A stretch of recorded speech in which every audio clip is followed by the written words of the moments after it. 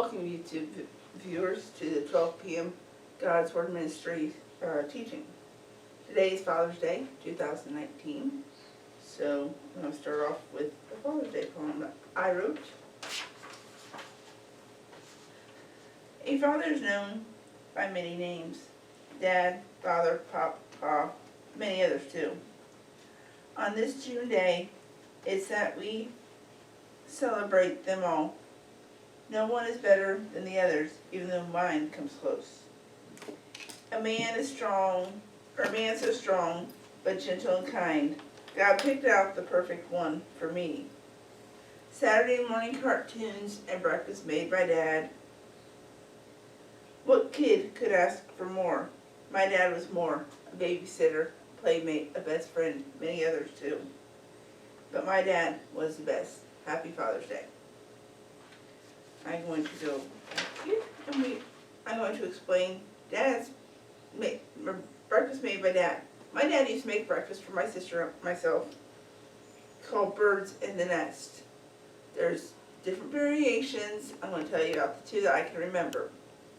One was he would toast a piece of bread.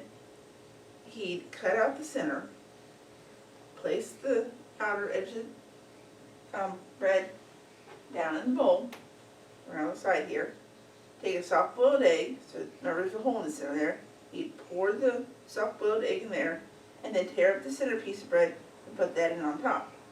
Or he would toast a piece of bread, and then put the soft-boiled egg in here after he cooked it, then take the bread and tear it up and put it in on top of that. So that is what Birds in the Nest breakfast made by Dad actually is. So, what is a father? A father is a male figure in your life who has taught you morals, has taught you how to be a responsible adult, a citizen of the world. Basically, a dad taught you everything that your female figure in your life did not teach you, which would be your mother, mom, whatever you call her. That is what a father is. I want to tell you some funny stories here, but we're going to go on to the next one first. Dad recognition. I want to recognize all the dads out there who have their daughters or their sons or whatever. There are fur dads out there too for the dogs and the cats and the animals out there. But I want to recognize all dads who have stepped up and became dads, stepdads, regular dads, whatever you are. I am recognizing all dads. I'm not recognizing those men out there who have kids and don't want to have anything to do with them. You guys are not dads. I'm recognizing the dads who stepped up and the dads who've had kids and want to be part of their lives. And basically I'm recognizing anybody who is called a dad who has done what a father's supposed to do. There's dads out there say, well, my kids, I didn't do anything for my kids. They didn't want me in their lives, or they acted like I didn't exist. You did what you had to do. Your kid was who you thought they should be, and you did what you thought was best. And so every dad has his own way of raising his kids with the mom, but a father is a father in his own way. But if you don't have anything to do with your kids because of what you want, because you still want to be a kid yourself, you still want to go out and party, that's not dad. A dad takes care of the family. My husband told me, you gotta make your teaching have some kind of biblical meaning to it. So I said, okay, fine. I will put one of the 10 Commandments in there, like I did for Mother's Day, which was honor thy father and thy mother. So I put that one here too because it talks about fathers also. So one of the 10 Commandments is honor thy father and thy mother. And that's what I put in here. Now, Can you explain what that means what that verse means, honor thy father and It mother? means respect your parents. Don't treat them like crap. Because one day they'll be gone, and that's when it's going to hit you hard. Hit you right here in the gut. Hit you right here in the heart. It's going to hit you hard. I'm going to tell you some funny stories. My husband might, or your minister might end up on the floor rolling. But before I do that, I've got two things. For the dads out there who have stepped up to be a dad, give me a piece of tape, honey. Give me a piece of tape. For the dads who out there who stepped up and that was not your job to raise the kids that you're raising, here's a story for you. It's called That's Not My Job. This is a story about 4 people named everybody, somebody, anybody, and nobody. There was an important job to be done, and everybody was sure that somebody would do it. Anybody could have done it, but nobody did it. Somebody got angry about that because it was everybody's job. Everybody thought anybody could do it, but nobody realized that everybody wouldn't do it. It ended up that everybody blamed somebody when nobody did what anybody could have done. That's not true. That we know that nobody can raise, not just anybody can raise a kid. It takes a loving father and a loving mother to raise a kid. I'm going to tape something out front here that you guys can see throughout this the rest of my teaching.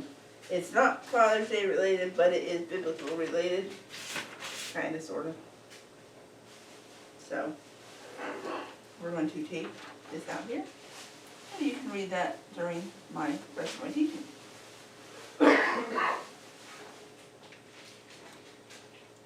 All right. So, the next thing that I'm going to read to you is Dad's favorite sayings. Let me bring up the one on here on my phone that I did. When I printed this off, you can. I'll show you. You see the top of that? It was way bigger than the printer would allow.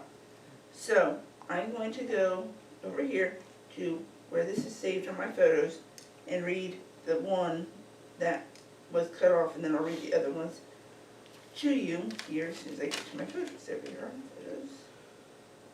And this is pretty funny, I will say. I thought it was hilarious when I read it the first time, and so that's what. The one that was cut off is, okay, I get it now. All right, I'd have to read the one in front of that. So, the first one of Dad's favorite sayings is, when I was your age, we all heard that. When I was your age, I had to walk 3 miles in the snow to school, up a hill, to and from school. Okay, so we all heard that. A little bit of dirt never hurt anyone. We've all played in the dirt. Even if you're one of those girly girls, you played in the dirt. Remember your little sandbox? So, a little bit of dirt never hurt anyone. But if you were like my husband and went out in the woods and brought all the dirt from the woods in home or in the house with you, yeah, you had to take a bath. My husband, I don't know how many times he was in the woods, kids, that he spent most of his life in the woods. I think he brought the whole woods dirt home for his mom to vacuum up. The all-time favorite of everything is your dad's watching TV and you ask him, "Hey Dad, can I go for a bike ride?" Go ask your mother. And dads, you can say that all you want today. It's your day to do that. Now, for those of you raised in the country, this might be a little offensive, and I'm sorry if it is, but my sister and I run through the house, we throw open the doors, and half the time we never close them. And here comes Dad. Were you raised in a barn? So I heard that plenty of times. I never really heard this one that much. You don't know what hard work is. And it builds character. So hard work builds character. I don't know how many times you've heard your dad say this, but you and your brothers and sisters are fighting in the car, and from the front seat I hear, "Don't make me stop this car." It's another one. This one's good. You're grounded until you're 30.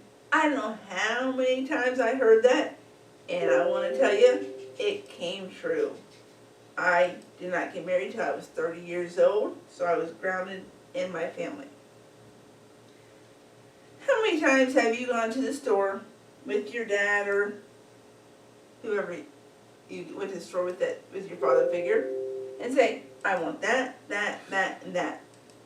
And of course, your dad said, "What do you think I am? Made of money? Money doesn't grow on trees." Well, sad fact is, it does not. And why can't I go outside and play, Dad? Because I said so. Those are the favorite sayings that I have come up with or found. And a lot of you've heard probably pretty many of them, maybe none of them, maybe all of them. That's just kind of the funniness of the thing is dads love to say those kind of things. I've got a few stories here. And then we'll talk about the most important father in my life.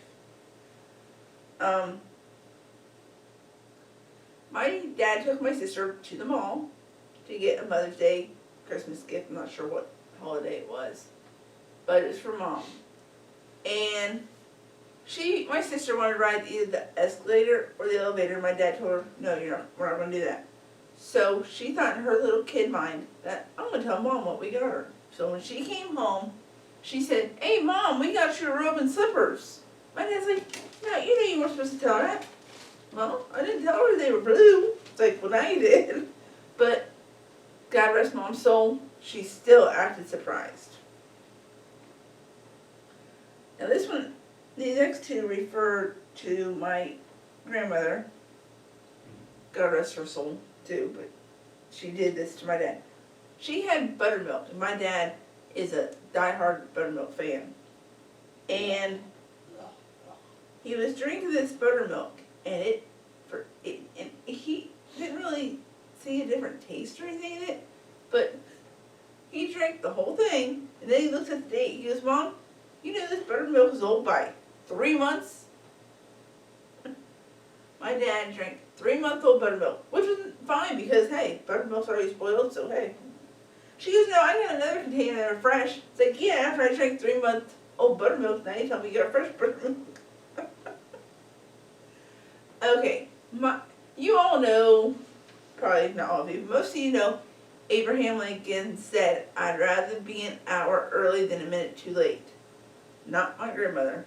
Her motto was, "I'd rather be an hour late than a minute too early." She was late for everything. We told her, "Hey, you'll be late for your own funeral." But the point is, my dad was, told her 2 hours before, that they had to be there 2 hours before it started. They were still late. So if things started at 3, Dad said, "Hey, Mom, I gotta be at school at 2 o'clock. And he didn't get there till after the time he had to be there. So she was always late. Well, here's another story. Oh, this one's funny. This one's one. My dad took Latin classes after high school. So his mom would come pick him up, and of course, she was always late picking him up. But on this particular day, she was late again, picked him up. They were driving home, got to the top of this hill, and the car just stopped. They had run out of gas.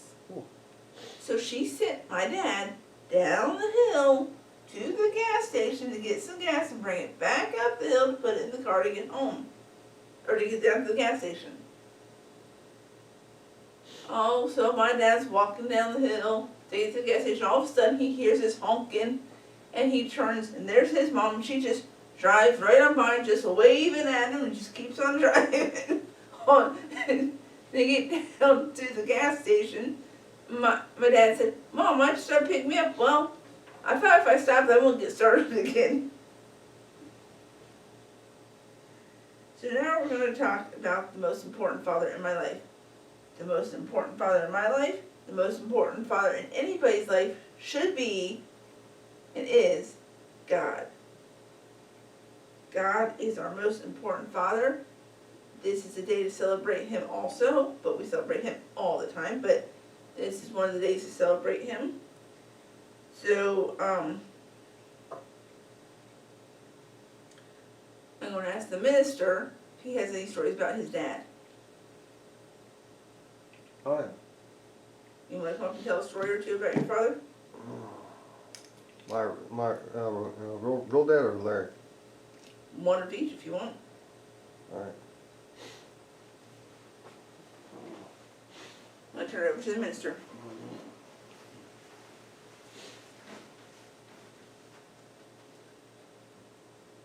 Well, I got one story about my real dad and a couple stories about my stepdad, who I really consider my real dad. My real dad and I were not close. The story I have about him, he took me cross country from Ohio to Bakersfield, California, and for a kid that was 14 years old at the time, it was a treat. It was a real adventure to see different states, see Colorado, see Arizona, see New Mexico, and see California. However, in Arizona, and I'm sure my dad was slapping his knee when this happened to me on the other side of the truck. I had to pee real bad. Well, we're out in the middle of the desert. There ain't no bathrooms out there, so you just go where you're at out there. Well, I'm out there doing my business, and I happen to look down, and lo and behold, there was a tarantula crawling up my leg. Me being a phobic to bugs and spiders, I can't stand it. I about melted into a puddle into that sand right there. And then I shake that bug off, and I'm stomping and doing a dance around the desert and everything else, and I jump up on the truck, and I look down, and there is a scorpion. Ugh. On your boot. On my boot. So that was a story from my real dad. Larry was born and raised in the country.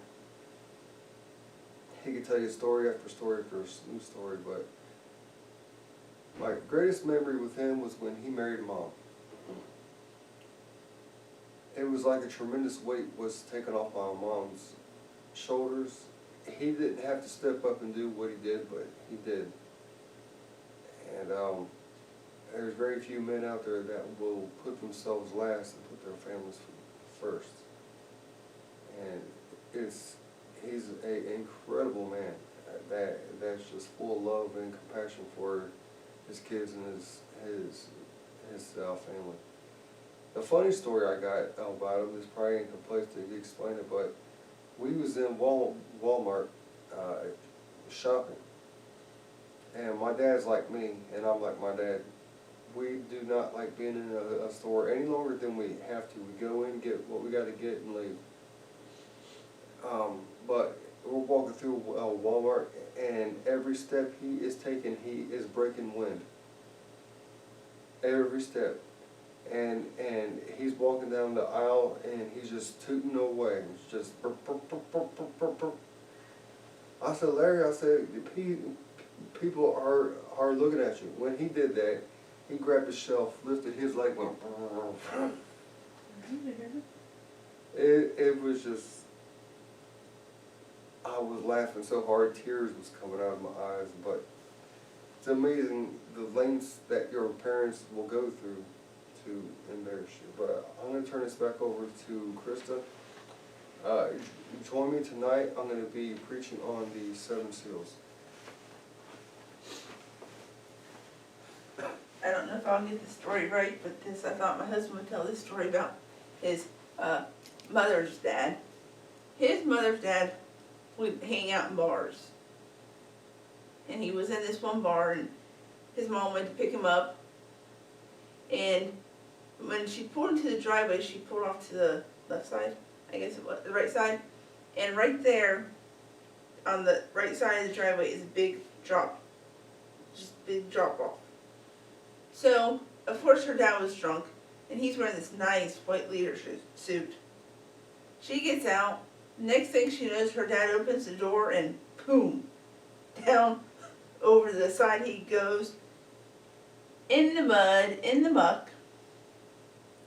He's hollering and cussing up a storm, climbing up that that cliff in his white leisure suit, covered in mud, drunk, and just keeps on cussing. My grandpappy.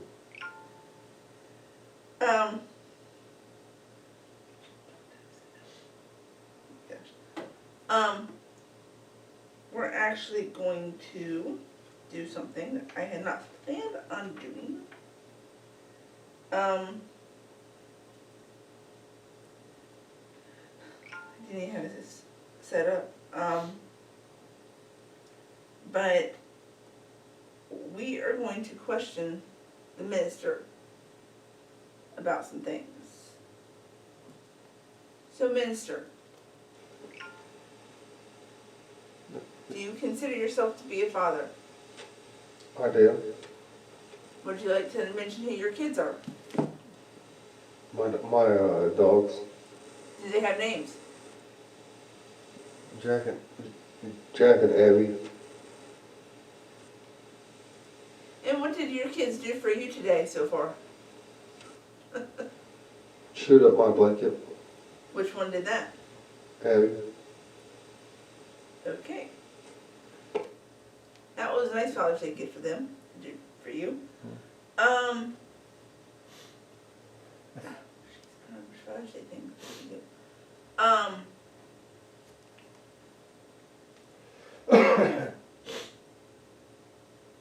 I wasn't gonna do this during the service, but I'm gonna do this. My dogs, which are my kids also, have a treat for their father. So I'm gonna go get the treat for their father, and I will be giving him the treat that they are gonna give him. They got one that they're gonna do off camera, but we'll do this one on camera.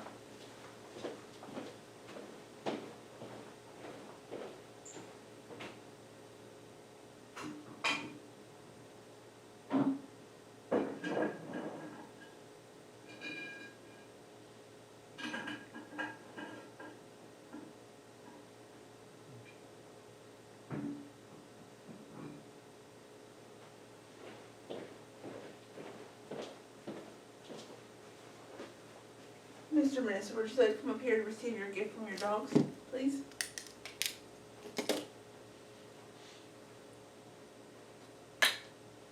Abby and Jack both want to say thank you for being their father, and thank you for loving them. Are you gonna give me another dog run? Please hold out your hand. This is from Abby and Jack both. What did the dogs give you? They give me dog bones. You may give this to the dogs when you were down here. I'm gonna say you ain't gonna expect me to eat these. No. But anyway, last year I got